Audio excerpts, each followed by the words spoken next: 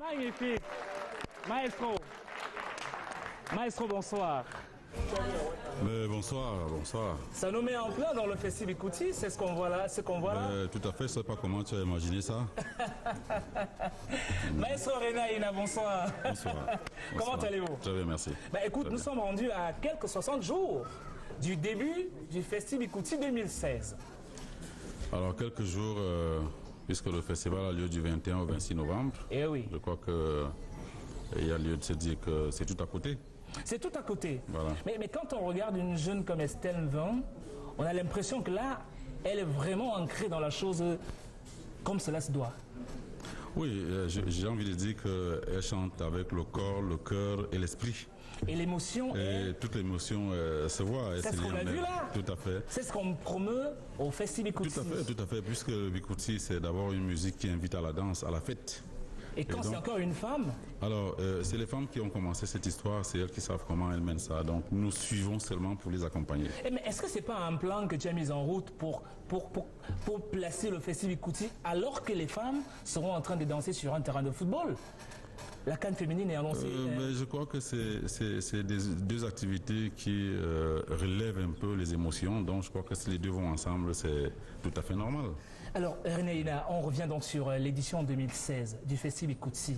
Si on en parlait un peu, c'est quoi le thème déjà?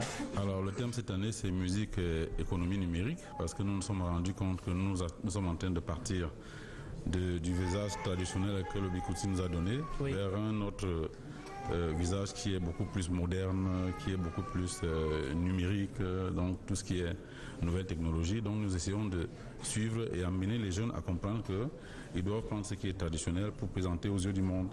Et nous avons donc beaucoup d'outils qui sont devant nous, que nous devons justement utiliser pour que nous soyons up-to-date. Alors quand tu parles du monde, Dynastie Lutique, d'ailleurs, qui va nous retrouver sur la scène tout à l'heure, a donné de la voix à l'Olympia il y a peu de temps encore, alors que le Bikouti était célébré. René Aïna, quelle est l'appréhension, quelle est l'analyse que tu auras faite à l'occasion de cette belle rencontre là-bas sur la scène parisienne, à l'Olympia? Oui, mieux que de faire une analyse, je crois que c'est la réponse à la question qu'on m'a toujours posée. Comment tu fais? Qu'est-ce que le festival Bikouti fait pour que le Bikouti sorte du Cameroun pour aller à l'extérieur? Je crois qu'on a tout à fait la réponse. Jouer à l'Olympia, c'est comme si un joueur de football jouait la Coupe du Monde. Oui. Donc pour les artistes qui ont presté à l'Olympia, je crois qu'ils ont trouvé et ils ont présenté ce qu'ils avaient de mieux. Et nous pensons qu'il y a des choses qui sont bien passées, d'autres sont mal passées. Il y a lieu de corriger ce qui s'est passé pour que la prochaine édition soit une édition qui va justement donner toute la valeur du Bikouti et présenter aux yeux du monde. En tout cas, tu restes avec nous, René Aïna, parce qu'on parle du festival Bikouti avec toi ce soir et on sait que du 21 au 26 novembre prochain, le camp Eneo à Essos va prendre toutes les couleurs, il va abriter